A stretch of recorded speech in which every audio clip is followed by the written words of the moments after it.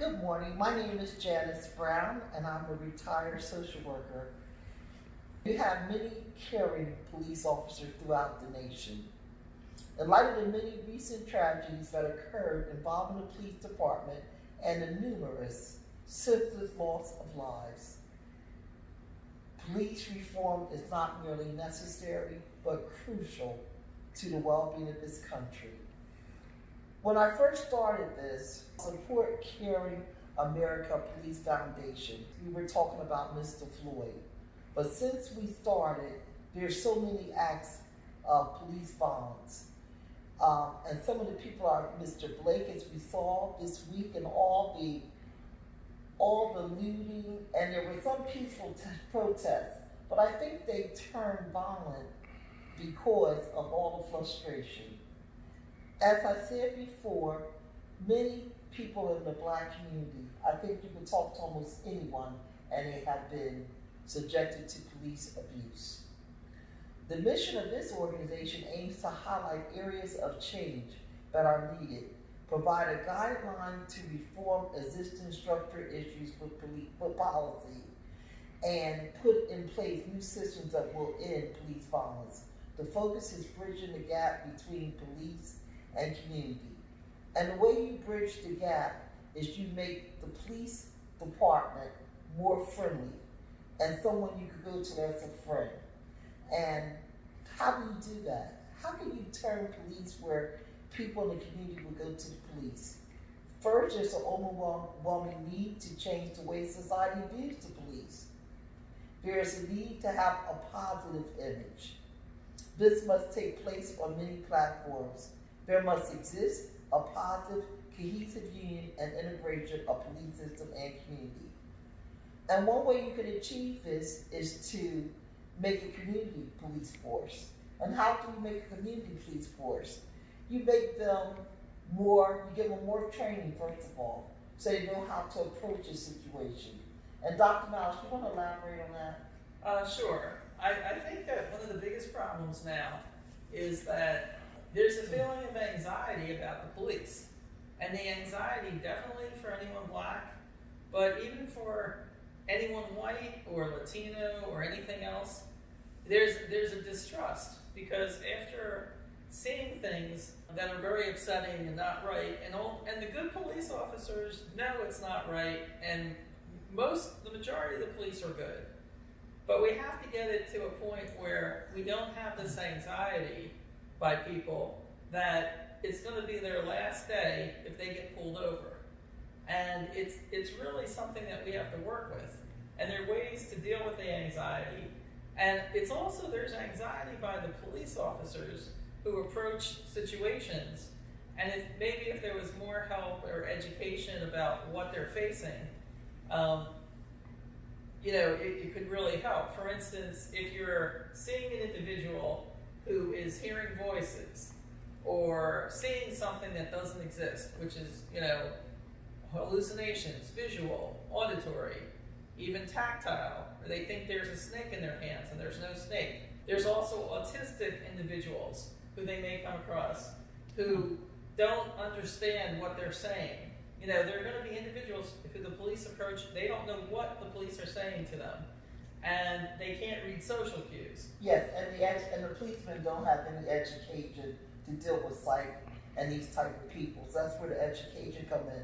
And we need to view police unit as guardians and not warriors. They don't come in with so much force. That should be your last resort. And it may need to be put in black and white. When do you shoot someone? Then they come up with someone had a knife, or someone had a gun, or a shiny object, or maybe they didn't have anything. But sometimes just standing back is the way to go. Don't do anything. Sometimes you have a situation, many times I have situations, and I don't do anything. That's the answer. I've had workers come to me, what do you do in this situation? I said, you don't do anything.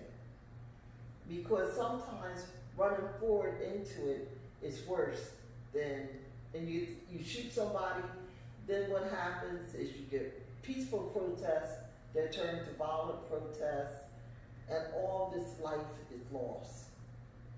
So we do really need to think about what we do as police. Police have a very, very serious job. And I personally feel they don't have training. I think that there has to be a decision-making process of when is it urgent? When is it something that can be negotiated, like a mediator, like if you have a hostage crisis, you would have somebody to negotiate. A lot of times you just need communication.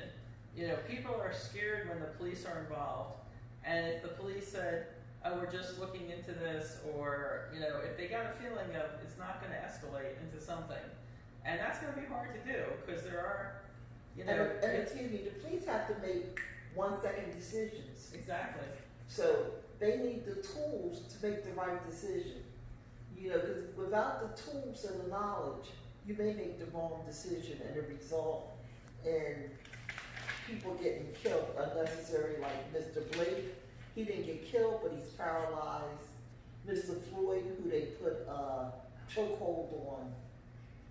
And it brings tears to my eyes to see these young people where other situations could have been handled a whole different way.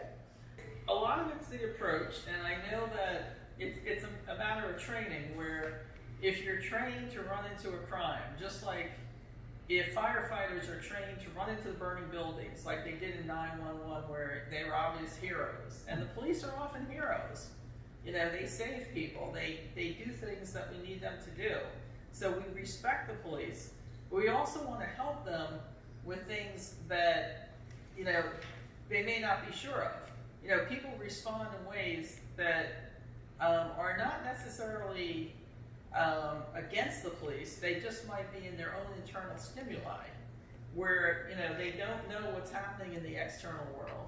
So they say things, or maybe they're a kid who's autistic holding something that looks like a gun, but it's some kind of toy. A young adult, they could look like they're 25, and they really can have a child's mind.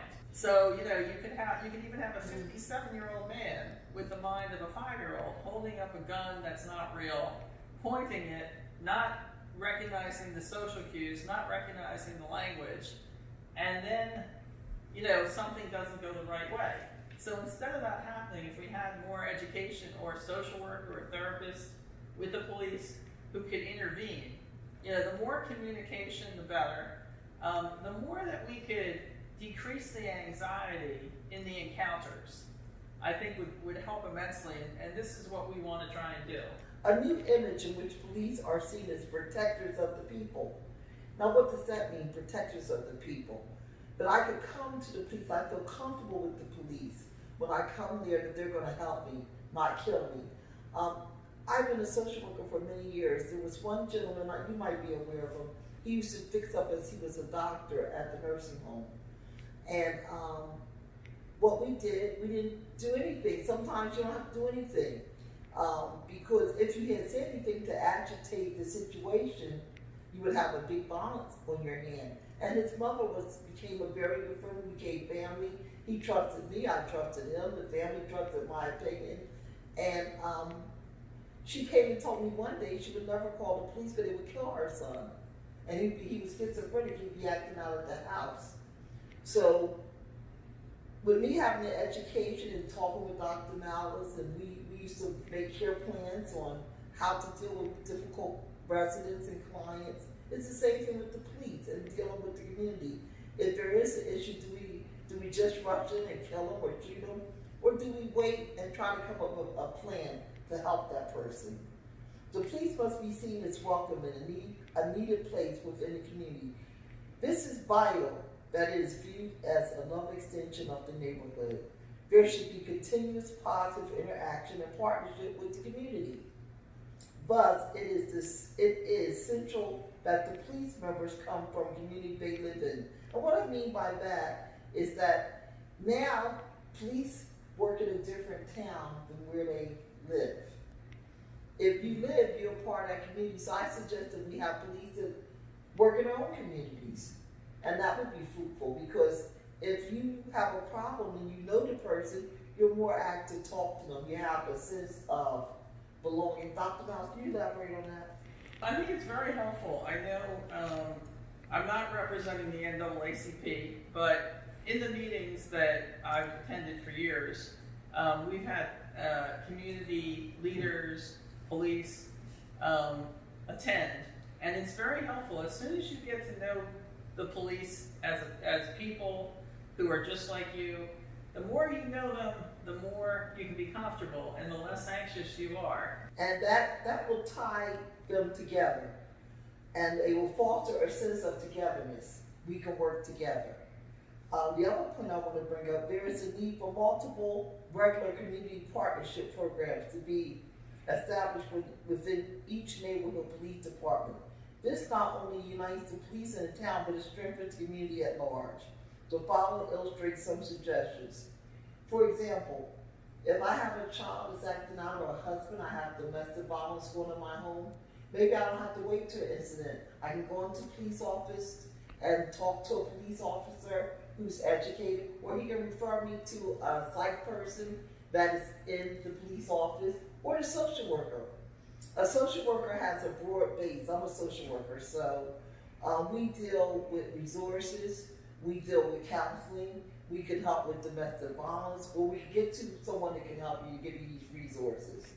Education and safety class. The police department hosts once a month a variety of issues, including home and neighborhood safety. Neighborhood watch. Have the police officers walk the beat with the people of the town. That's very important. With all this going on with the children being killed, it's a sense of hopelessness. Can you imagine you can't sit on your front lawn because the kids or the drug addicts or whatever, I don't know who these people are, but they're shooting up towns and poor children are killed. And I think it's everybody's responsibility to be part of this. And the neighborhood watch, that shows a show of force with the police, and they know not to come in your block or mess with that, and the police could be in a force with that. Job seminars, speaking engagement, once a month, the police department will host a training and talk on a variety of issues with the community. Also, the school can come in and do youth events. The police could go to schools and talk about safety after school programs and organizations like PAC. Food and clothing drive. The police can have food to give people in the police office, in the police station. You could go there and get food, or do a clothing drive where you can have coats. Or you can do an education drive where you have books and things where we can have at the police station. Holiday focus function, talent shows where people can come into the police station, make it a friendly base where the police know the community feels free to come in there to help. Open house, where the police, you can come and host an informal question and answer, or the police maybe can have a little hall in there that the community can use and come in there, and if you have a problem, you can find out what's going on. The police, people be more free. Instead of not telling the police, they would feel more free to give information on things when they saw certain crimes. No, they won't be victimized. I know that some programs that have been in place that can be increased, the police athletic league, where it bridges the gap. And you have children, you have kids with the police and in happy occasions. So it's seeing the police as guardians who protect us. I know when we worked in the nursing homes, and the police actually had to help us sometimes we had to involuntarily commit some people, and even though they were frail, elderly people, they could hurt other people. And we needed to only get them to psychiatric care. And we had to call the police, and they would come into the nursing home, and we would greet them, and we would be grateful to them for coming and to kindly taking the residents who we had difficulty with, who were violent, to a psychiatric, location. That's what they would be do. evaluated. And we would come, and we also had a rapport with the police. Yes. We developed a rapport, and that's what I want with the community. I want the community to develop a rapport with the police, and that can happen. I mean, people are very frustrated now, but if we put some of these things in place, it would change some of the frustration level, and they wouldn't go as angry people. They would know that the police has helped many, many individuals in many situations. An extension of community bears an obligation to participate in all city movements. The police commissioner and chief of police would also be involved. There must be involvement with the city council, local, everybody. everybody, church organization, we all have to come together to stop these violence in our community, or we won't have a world. You know, they're burning down the cities, burning their own neighborhood. You know, people are moving out of the cities, you know, because they're afraid. I moved out the city because I was afraid. But I stand up, I'm a product of the city of Philadelphia, and I love Philadelphia. And I want to see every place in the community and in the nationwide be helped. And I'm going to help in every way. And Dr. Mallis, she's brilliant, and I'm glad she's helping. Okay, Dr. Mallis, you want to just, you talked about a little bit of the mental health. We talked how social work could help with counseling. We talked about the police could help, because the police are frontline people. They give up their very lives to help when there's Absolutely. situations. I mean, the majority of police are heroes, as far as we're concerned. And if we can help, I mean, I think Janice has sort of spelled it out. Our mission is to give support to the community, to the police, to give any kind of help, expertise in understanding what's happening, in understanding things that will cut down the anxiety, understanding the kind of individuals who are coming who may be, they're not criminal, they might be psychiatric, they might have other disabilities. If we can help with that, I mean, we personally may not be able to change the laws, but the laws would also have to support not doing the chokehold, which I think is gaining momentum across the country. Yes. You And know, also not shooting somebody in their back 7 times. right. I mean, how can you do that? I mean, how can you say that's justified? How can it, what is imminent risk? What is imminent risk? What is imminent danger? When do you pull out your gun? And many of us see ourselves in the place of the people this has happened to. I know I was personally completely upset about the Sandra Bland case, where this young woman going out to a new job is pulled over by police for not making a right-hand turn signal because she wanted to let the police go by. Next thing you know, somehow she's arrested. Next thing you know, she has hung herself.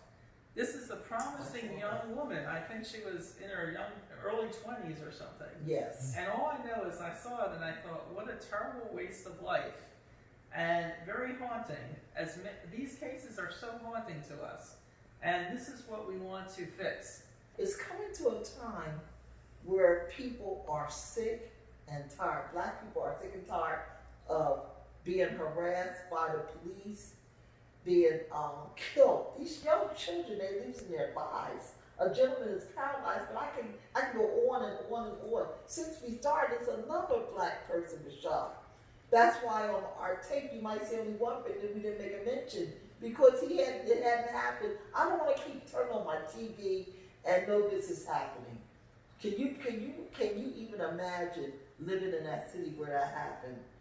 In every police department, there should be a social worker and a crisis team to deal with psych, or at least teach them how to get mental psych. This would help the department handle mental health, behavior, and domestic. The most essential part of this reform is education and training. There is an urgency of new training protocols with a focus on sensitivity training. When we say sensitivity training, the police need to tell people, put it in black and white. When do you use a gun? When do you shoot somebody? How can you walk back? The last thing you should do is shoot somebody. That should not be an option. And that's what the police is being told. Shoot first, ask questions later. That needs to change. There's a crucial need for imminent retraining and all assistant police officers. The outlook of this organization to provide essential training and scenarios too on how to handle different situations. They need to learn how to de-escalate a situation instead of showing force and making the situation much worse. Absolutely, and I think that, we can help to make a difference. We can work with whoever's available. We can help with college courses. We can help with any kind of course where, what do you do? And sometimes there has to just be restraint to the point of, if you have the person in your custody, if they can no longer move, there's no need to do anything further. Then take the next step to get them to process. And yeah, once you have them, you can understand what's going on. There's no need to do any more steps. So I think if we can help with that, if we can help change the feeling about police and help everyone feel more united together, I think that's our mission, and we're very determined to help in any way we can. And I think also that racial prejudice needs to be addressed. I mean, if you feel that you're prejudiced, you can talk to someone. You might not say you're prejudiced, but I think people do have prejudice in them and racism. And we have to also be aware that if you're a police officer and your friend says racial remarks, is there someone you can talk to about it? Because I think we all have issues of prejudice on some level. Maybe not to the degree of what's happening with the police force, but how do you channel? How do you channel seeing a police officer shot when he did something heroic? You have good police, you have bad police, you have good people and bad people. But do they need to die because they said they may have a knife on them? Was there another way to walk away and de-escalate the situation? There was a gentleman that was in Wendy's, and they rushed on him, and come to find out he had a mental illness and he was dead. Do you shoot everybody who's schizophrenic or has mental issues?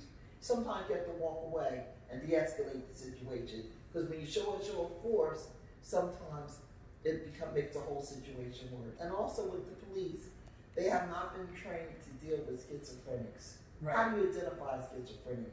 How do you know if a person is a schizophrenic? What resources can I pull on? Bipolar, grandiose, depression, someone who's extremely depressed and suicidal. How do you handle that as a police officer? We need to give the police more tools to work with. Whatever it takes, whoever needs it. If we can do courses with people on racism. Whatever needs to be done to help the community, to help the police, and have a whole different image, and Yes. and feel comfortable. If they're not going to hurt somebody, there are different measures that can be taken. Restraint is always the best, and as we say, learn to live another day. Always err on the side of caution. And me as a black woman, I'm tired of it. I'm just tired, Dr. Mallis. I'm tired of seeing our children killed. And I know a lot of white people, and I look on TV, there's a lot of white people helping too. They're tired of it too. I think this might be the year that races come together. Support Care at American Police Foundation we are here to provide information and tools to help the police and get the community to be part of police. And we have talked on extensively, and we are open to answer any question, help in any way possible. We want to see everybody have a chance, and that's what we're trying to get at. I mean, we can educate, we can do virtual training, we can do courses. I think we've come to a good point. I think we've explained our mission and how we want to be available to help. And I thank Janice for all of her great work. Janice Brown's an excellent social worker and an activist in the community, and a very compassionate person. We are available. We'll be putting out more videos, and we're going to put out training on different topics to help whoever needs it. Thanks so much. We're signing out. Okay, We'll thank see you you again. so much.